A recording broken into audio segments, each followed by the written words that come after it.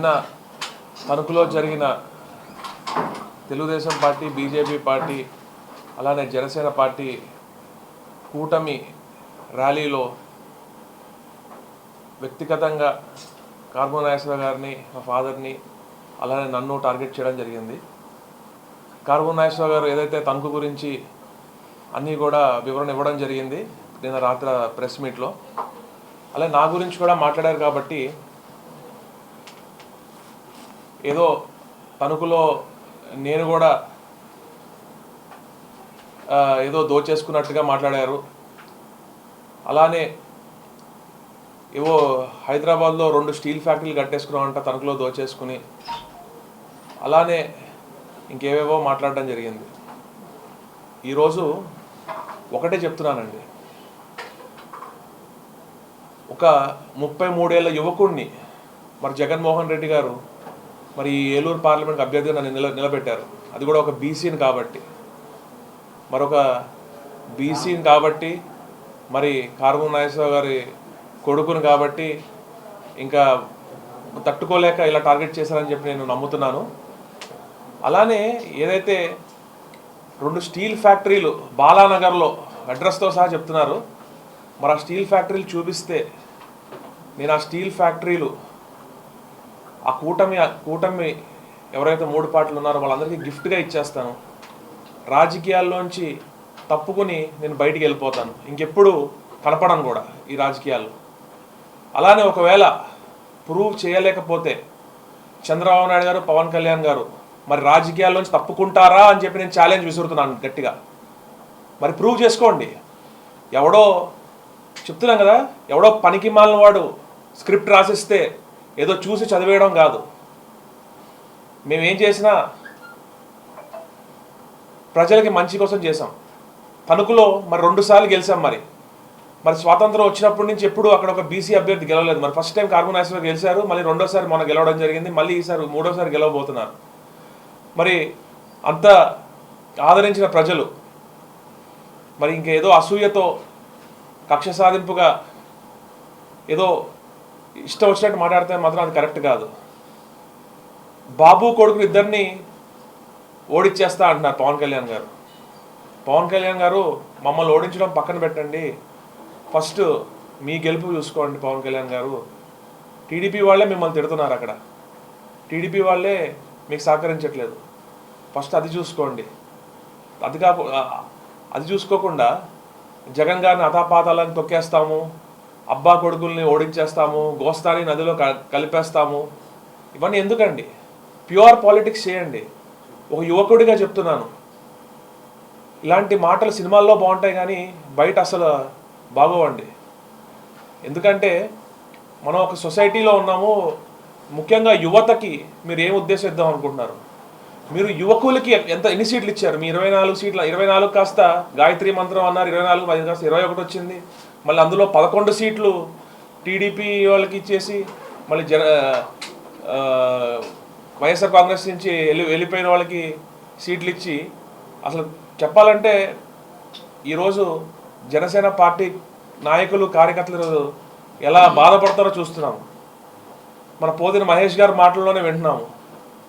అక్కడ తణుకులో విడివాడ రామచంద్రరావు గారు మాకు ప్రత్యర్థి అయినా కూడా ఆయన జనసేన పార్టీ కోసం వాస్తవం మాట్లాడుకోవాలి. మనం పార్టీ నిలబడిందంటే విడివాడ రామచంద్రరావు గారు వాళ్ళే తణుకులో.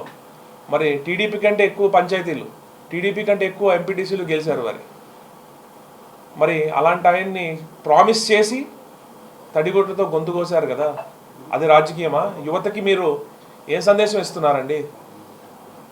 ఎంతమంది యువతకి మీరు సీట్లు ఇచ్చారు? మరి ఈరోజు నాకు 33 ఏళ్ళైనా కూడా జగన్మోహన్ రెడ్డి గారు నేను క్లీన్గా ఉంటాను, నేను నా పని నేను చేసుకుంటాను, నేను మా ఫాదర్ మినిస్టర్ అని కూడా నేను ఎవరికి చెప్పుకోను. ఎందుకంటే పదవి అనేది శాశ్వతం కాదు. ఈరోజు పదవి ఉంటుంది, రేపు ఉండకపోవచ్చు. ప్రజలు డిసైడ్ చేస్తారు, ప్రజలే కదా అన్ని డిసైడ్ చేసేది. సో నేను పదవి ఎప్పుడు నెత్తికి కానీ ఒంటికి కానీ ఎక్కించుకోము. మీరు పదవి అనుభవించకుండానే, ఒక ఎమ్మెల్యే అవ్వకుండానే మీరు ఇట్లా బిహేవ్ చేస్తున్నారంటే మరి రేపు పొద్దున్న మీరు ఏదన్నా ఎమ్మెల్యేగా ఏదైనా ఎమ్మెల్యే పోటీ చేస్తారు, ఎంపీ పోటీ చేస్తారు, స్వాప్ చేసుకుంటూ అంటున్నారు. మరి ఏం చేస్తారో మరి మీకు కూడా తెలియనట్టుంది, మరి మాకు తెలియదు. మరి మీరే ఏ పదవి లేకుండా ఇట్లా ఉంటే రేపు పదవి వస్తే ప్రజల మీద ఎట్లా ఉంటారో, ప్రజల్ని ఎంత చులకనగా చూస్తారో అది క్లియర్గా అర్థమవుతుంది. ఈరోజు ఎస్సీ ఎస్టీ బీసీ మైనారిటీలకి జగన్మోహన్ రెడ్డి గారు పెద్దపీట వేశారు. మీరు ఎన్ని సీట్లు ఇచ్చారు బీసీలకి? జగన్మోహన్ రెడ్డి గారు ఎన్ని సీట్లు ఇచ్చారు? యువతకి ఎన్ని సీట్లు ఇచ్చారు? ఈరోజు జగన్మోహన్ రెడ్డి గారు చూసుకుంటే మన ఎంతమంది యువతకి ఇచ్చారు? అటు మచిలీపట్నం కానివ్వండి, మన చెవిరెడ్డి భాస్కర్ రెడ్డి గారు అబ్బాయికి కానివ్వండి, ఎంతమంది యువత ఉన్నారు ఈరోజు వైఎస్ఆర్ కాంగ్రెస్ పార్టీలో. రేపటి కోసం మేము అందరం కష్టపడతాం పెద్దల సహకారంతో.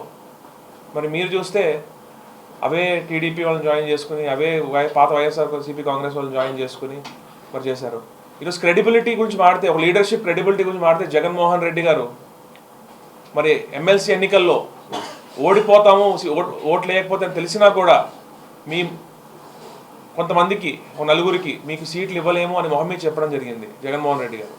మరి ఈరోజు మీరు తణుకులో చూస్తే ఒకలాగా, మన విజయవాడ పోతిన మహేష్ గారిని చూస్తే ఒకలాగా, ఎవరైతే మీకోసం బట్టలు చించుకుని మీకోసం కష్టపడి తిరిగిన వాళ్ళు, మీరు ముఖ్యమంత్రి అవ్వాలని చెప్పి కోరుకున్న వాళ్ళనే మీరు ముంచేస్తే రేపు మీరు ప్రజలకు ఏం న్యాయం చేస్తారండి? నా వయసు 33 ఏళ్ళు, నాతో చెప్పించుకుంటారండి మీరు? అసలు ఇది రాజకీయమా? వ్యక్తిగతంగా ఎందుకు వెళ్తున్నారు? ఎవరో రాసిచ్చిన స్క్రిప్ట్. మరి నా ఛాలెంజ్ స్వీకరించండి. మరి ఆ ఫ్యాక్టరీలు ఎక్కడో 2 చూపించండి నాకు. చూపించి అవి నా పేరు మీద కానీ, మా కుటుంబ సభ్యుల పేరు మీద కానీ, ఎవరి పేరు మీద ఉంటే అది మీకు గిఫ్ట్గా ఇచ్చేస్తాం. ఇచ్చేసి మేము రాజకీయాల నుంచి వైదొలుగుతాం, మేము మా కుటుంబ సభ్యులు అందరం అని చెప్పి తెలియజేసుకుంటున్నాను. అలానే చంద్రబాబు నాయుడు గారు తణుకుకి 4 సార్లు వచ్చారు. 4 సార్లు అట్టర్ ఫ్లాప్. జనం లేక విలవిల్లాడిపోతే ఈరోజు జనం కోసం పవన్ కళ్యాణ్ గారు తీసుకొని వచ్చారు. పవన్ కళ్యాణ్ గారికి ఎవరో ఒకరు ఫ్యాన్స్ ఉంటారు కాబట్టి ఆ నలుగురు ఫ్యాన్స్ వస్తారు, కొంచెం నిండు కనిపిస్తుంది అని చెప్పి తీసుకురావడం జరిగింది. మరి గతంలో రైతు దీక్ష అవి చేస్తే 1000 మంది కూడా లేరు. అట్టర్ ఫ్లాప్ ప్రోగ్రామ్స్ అనేవన్నీ మీకు తెలిసిందే. మరి చంద్రబాబు నాయుడు గారు ఈరోజు ప్రతిసారి అదే ఫుల్ వీడియో. ఏదైతే కార్మూర్ నాగేశ్వరరావు గారు ఒక ఆకతాయిని ఎర్రిపప్ప అని తిట్టింది, ఆ ఒక్క 1 సెకండ్ వీడియోని 15 సెకండ్స్ రీప్లై చేసేసి అదొక్కటే అన్నట్టు చూపించారు. కానీ ఎన్నోసార్లు వివరణ ఇచ్చి ఆ వీడియో కూడా చూపించడం జరిగింది. రైతులతో మాట్లాడుతూ డిస్టర్బ్ చేసిన వాళ్ళని తిట్టారు, ఒక తాగుబోతుని తిట్టారు. అంతే తప్ప ఆయన రైతులకి ఎంత అండగా ఉంటారో, ఆయన రైతుల పక్షపాతని అందరికీ తెలుసు.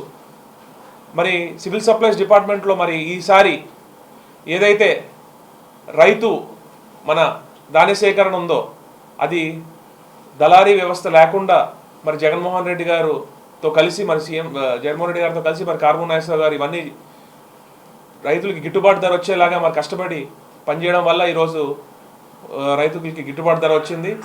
అలానే ఇన్పుట్ సబ్సిడీలో కానివ్వండి, ఇన్సూరెన్స్లో కానివ్వండి, ఏ సంవత్సరానికి ఆ సంవత్సరం వచ్చేసే విధంగా మరి జగన్మోహన్ రెడ్డి గారు కానీ, మరి అందరూ కానీ, వ్యవసాయ మంత్రి గారు కానీ అంతా రైతులకు మంచి జరిగేది చేశారు. మరి ఈ ప్రభుత్వంలోనే మంచి జరిగింది.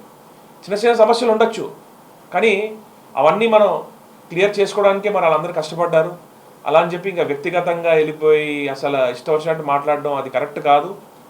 ముఖ్యంగా ఒకటే చెప్తున్నానండి, పవన్ కళ్యాణ్ గారు, మీరు మమ్మల్ని నదిలో కలిపేస్తాను, గిదిలో కలిపేస్తాను అది ఇది అంటున్నారు. ఫస్ట్ మీ గెలుపు మీరు చూసుకోండి, క్లీన్ పాలిటిక్స్ చేయండి. వచ్చే పాలిటిక్స్లో రేపు వద్దామనుకున్న యువతకు ఆదర్శంగా నిలబడండి. రేపు జరిగే ఎన్నికల్లో మీరేం చేస్తారో చెప్పండి. జగన్మోహన్ రెడ్డి గారు ఏం చేస్తారో చెప్తున్నారు, కానీ యువతను రెచ్చగొట్టట్లేదు ఆయన. జగన్మోహన్ రెడ్డి గారు యువతను తప్పుదోవ పట్టించట్లేదు, కానీ మీరు మాత్రం యువతని రెచ్చగొట్టి ఎంతోమంది జీవితాలు నాశనం అయ్యే విధంగా మీరు ప్రవర్తిస్తున్నారు. అతాపాతాలను తొక్కేస్తాను, గోస్తాని నదిలో కలిపేస్తాను అంటే అంత సీన్ లేదు. ఇక్కడ ఎవరు చేతికి గాజులు వేసుకుని లేరండి పవన్ కళ్యాణ్ గారు, విత్ ఆల్ డ్యూ రెస్పెక్ట్. ఎందుకంటే మనం డెమోక్రటిక్ కంట్రీలో ఉన్నాం. మీరు మన ఆఫ్ఘనిస్తాన్ అల్ఖైదాలో మీరు ఉన్నారో అనుకుంటున్నారో నాకు అర్థం కావట్లేదు, లేకపోతే మీరు ఏమన్నా మానవ అతీత శక్తి అనుకుంటున్నారో నాకు అర్థం కావట్లేదు. We are in democratic country.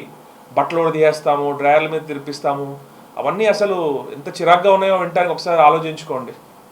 మరి ఒక పార్టీకి అధ్యక్షుడు అయ్యుండి మీ సొంత కార్యకర్తలు న్యాయం చేసుకోలేని వాళ్ళు మరి ఈరోజు ఇలా మాట్లాడడం చాలా హాస్యాస్పదంగా ఉంది. కాబట్టి ఇలాంటి బిహేవియర్ మార్చుకోవాలని చెప్పి నేను మిమ్మల్ని కోరుకుంటున్నాను. ఫ్యూచర్ జనరేషన్కి ఒక ఎగ్జాంపుల్ సెట్ చేయండి తప్ప ఇలా ఒక బ్యాడ్ వాతావరణాన్ని ప్రజల మధ్యలో కానీ కులాల మధ్యలో కానీ చేయకూడదని చెప్పి నేను కోరుకుంటున్నాను. పవన్ కళ్యాణ్ గారికి ఒక 2 ఎకరాలు ఉంటే అది గవర్నమెంట్కి ఇచ్చి టీడీఆర్ బాండ్స్ ఇంట్రడ్యూస్ చేసింది తెలుగుదేశం పార్టీ టైంలో. మరి రైతులు తీసుకుంటే దానికి కార్బన్ నాయసార్కి ఏం సంబంధం అండి? మరి లబ్ధిదారులు ఉన్నారు, క్లియర్గా టీడీఆర్ బాండ్స్ ఎవరి పేరు మీద ఉన్నాయి, వాళ్ళ పేరు మీద ఉన్నాయి. మా కుటుంబ సభ్యులు కానీ మాకు కానీ ఎవరి ల్యాండ్లు లేవు, మేము ఎవరికి ఇవ్వలేదు. ఎవరైతే రైతులు ఉన్నారో తణుకులో గ్రీన్ జోన్లో ఉన్న రైతులు ఎవరైతే ఉన్నారో గ్రీన్ జోన్లో ఉన్న రైతులు గవర్నమెంట్ ల్యాండ్ ఇచ్చి టీడీఆర్ బాండ్లు తీసుకున్నారు.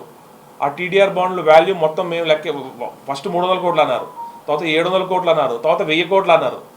మళ్ళీ ఇప్పుడు మొన్న పవన్ కళ్యాణ్ గారు 393 క్రోర్స్ అన్నారు లాస్ట్ టైం తనకు వచ్చినప్పుడు వారాహి యాత్రలో. మళ్ళీ ఈరోజే 800 కోట్లు అంటున్నారు. మరి ఫస్ట్ మీరు డిసైడ్ అవ్వండి అవి ఎన్ని కోట్లు. అంతేగాని ఇలా ఏదో మాట్లాడడం కరెక్ట్ కాదు. ఎవరైతే రైతులు ఉన్నారో వాళ్ళ లబ్ధిదారులు ఉన్నారో వాళ్ళకే అందిని మరి మీరు ఇలాంటి నిందలు మామ చేయడం కరెక్ట్ కాదు. ఇప్పుడు 2018 టీడీపీ గవర్నమెంట్లోనే మీకు కావాలంటే దీని తర్వాత మేము మీకు చూపించిన గవర్నమెంట్ ఆర్డర్ వచ్చింది. ఏదైతే 20 ఎకరాల ల్యాండ్ ఉందో గ్రీన్ జోన్లో ఉందో రైతులు దాన్ని అమ్ముకోలేక రేట్ లేక ఇబ్బంది పడుతున్నారో దాన్ని గవర్నమెంట్కి ఇచ్చేసి ఏదైతే దాన్ని టీడీఆర్ బాండ్స్ తీసుకుని టీడీఆర్ బాండ్స్ ద్వారా దాన్ని చేసుకోవాలంటే 2018లోనే రావడం జరిగింది ఆర్డర్ కాపీ కూడా మీకు చూపిస్తాను. మరి ప్రాసెస్ ప్రకారం జరిగింది అది. మరి దాంట్లో మాకు కానీ మా కుటుంబానికి కానీ ఎటువంటి సంబంధం లేదు. రైతులు ఎవరైతే ఉన్నారో వాళ్ళకే అందిని, మరి దానికి మాకు సంబంధం లేదు. మరి కానీ బురద జల్లాలి, ఏదో మసిగుడ్డ మీదేసేస్తే మేము తుడుచుకుంటాము అని చెప్పి గుడ్డ కలిసి మీదేసేస్తారు, అది మేము తుడుచుకుంటా ఉండాలన్నట్టుగా బిహేవ్ చేస్తున్నారు తప్ప ఇంకోటో కాదు. ఉన్న సామాజిక వర్గం వారే బెనిఫిషియరీస్. మరి వాళ్ళు మాకు ఇచ్చేస్తారా? వాళ్ళు ల్యాండ్ ఇచ్చుకుని వాళ్ళు టీడీఆర్ బాండ్స్ తీసుకుంటే మాకు డబ్బులు ఇచ్చేస్తారా? ఇవ్వరు కదా. కామన్ సెన్స్తో ఆలోచించాలండి పవన్ కళ్యాణ్ గారు. తణుకులో గత ప్రభుత్వంలో ఎంత జరిగిందో అభివృద్ధి ఆ లెక్కలని కార్బన్ నాయసార్ గారు చెప్పారండి. అలానే జగన్మోహన్ రెడ్డి గారు వచ్చాక సంక్షేమం అభివృద్ధి ఎలా జరిగిందో మన కళ్ళతో మనం చూసాం, గవర్నమెంట్ లెక్కలే చెప్తున్నాయి. అలానే తణుకులో ఎన్ని అభివృద్ధి పనులు చేశారో అవన్నీ కూడా మనందరం చూస్తూ ఉన్నాం. లెక్కలతో సహా ముందున్నాయి, కట్టి కనపడినట్టు ముందున్నాయి. ఇప్పుడు మన దేశంలో ఒకటి తణుకు నుంచే కాదండి, తెలంగాణ, ఆంధ్ర, కేరళ అయితే నెంబర్ 1. అందరూ ఉపాధి కోసం వెళ్తున్నారు. మన ఫారెన్ నుంచి ఫండ్స్ వస్తున్నాయి. అది ఇట్స్ రెగ్యులర్ ప్రాసెస్. తనకు ఒక్కటే అంటే అది చాలా హాస్యాస్పదంగా ఉంది. మరి దాని గురించి మరి నేను ఏం చెప్పాలి నాకు అర్థం కావట్లేదు. సార్ మీరు ఒక యువకుడిని కాబట్టి నన్ను జగన్మోహన్ రెడ్డి గారు నన్ను ముందు పెట్టారు. నేను వేరే అన్ని సమస్యల గురించి తెలుసుకున్నాను, ఏమేం చేయాలో ఒక ప్రణాళిక రూపొందించుకుంటున్నాను. కానీ ఒక యువకుడిగా నా యువతులకి ఏదో ఒకటి చేయాలి కాబట్టి నేను వారి కోసం ఒక కేంద్రం నుంచి ఏమేమి తెస్తే విద్యా సంస్థలు కానివ్వండి, మన వివిధ వ్యాపార సంస్థలు కానివ్వండి, మన గవర్నమెంట్ ల్యాండ్ ఎక్కువ ఉంది మన ఏలూరు పార్లమెంట్లో కాబట్టి నేను ఒక ప్రణాళికతో ముందుకెళ్ళి అలానే ఒక ఎవ్రీ 6 monthsకి ఒకసారి ఒక సెమినార్లా కండక్ట్ చేసి లోన్స్ గవర్నమెంట్ బ్యాంక్స్ నుంచి ఇప్పుడు ఎస్సీ, ఎస్టీ, బీసీ, మైనారిటీకి చాలా సబ్సిడీస్ ఉన్నాయి. కానీ యువతలకి తెలియదు అది. అవి వాళ్ళకి తెలియపరిచేలాగా వివిధ వ్యాపార సంస్థల పెద్దలతో మాట్లాడి జాబ్ మేళాస్ ప్లస్ ఈ సెమినార్స్ కండక్ట్ చేసి వాళ్ళకి అవగాహన వచ్చేలాగా రేపొద్దున ఉట్టి జాబ్సే కాదు, ఇప్పుడున్న జనరేషన్ జాబ్స్ క్రియేట్ కూడా చేయాలి. సో వారు బిజినెస్ వ్యాపారాలు చేసి కొత్త వ్యాపారాలు పెట్టి రేపు ఎదిగేలాగా నేను ఒక ప్రణాళికతో ఒక సెమినార్స్లా కండక్ట్ చేసి వారికి ఉపయోగపడేలాగా నేను ముందు తీసుకెళ్దాం అనుకుంటున్నాను. గత 20 సంవత్సరాలుగా దంత సమస్యలతో పాటు దవడ మరియు ముఖ సంబంధ సమస్యలకు చక్కని చికిత్సలు అందిస్తున్న శ్రీ రామకృష్ణ దంత వైద్యశాల, నరసింహారావుపేట, ఏలూరు. ఎమర్జెన్సీస్ లో వాడే ఆక్సిజన్ కాన్సంట్రేటర్లతో పాటు air purify, UV light steriliser, ULV fogger వంటి పరికరాల ద్వారా పరిశుభ్రమైన వాతావరణంలో చికిత్స అందించబడుచున్నది. ఆర్వీజీ ద్వారా అతి తక్కువ రేడియేషన్ ఉపయోగించి దంతవ్యాధి నిర్ధారణ మరియు రూట్ కెనాల్ వైద్యం చేయబడుచున్నది. డెంటల్ లేజర్ ద్వారా కుట్లు లేకుండా సర్జరీలు, ఇంప్లాంట్స్ కిట్స్ ద్వారా పళ్ళు లేని వారికి ఫిక్స్డ్ దంతాలు, రూట్ కెనాల్ చికిత్సలకు ఎండో మోటార్ వంటి ఆధునిక పరికరాలు కలిగిన నమ్మకమైన డెంటల్ క్లినిక్. అత్యంత ప్రామాణికమైన ఆటోక్లావింగ్ పద్ధతిలో శుభ్రపరిచిన ఇన్స్ట్రుమెంట్స్ వాడడం మా ప్రత్యేకత. దంత సమస్యలకు చికిత్సతో పాటు విరిగిన దవడ మరియు ముఖ ఎముకలకు చికిత్స, ఎత్తు మరియు వంకర దవడలకు కాస్మెటిక్ సర్జరీ, యాక్సిలోఫేషియల్ వంటి చికిత్సలకు చిరునామా శ్రీ రామకృష్ణ దంత వైద్యశాల, వేములపల్లి రెసిడెన్సీ అపార్ట్మెంట్,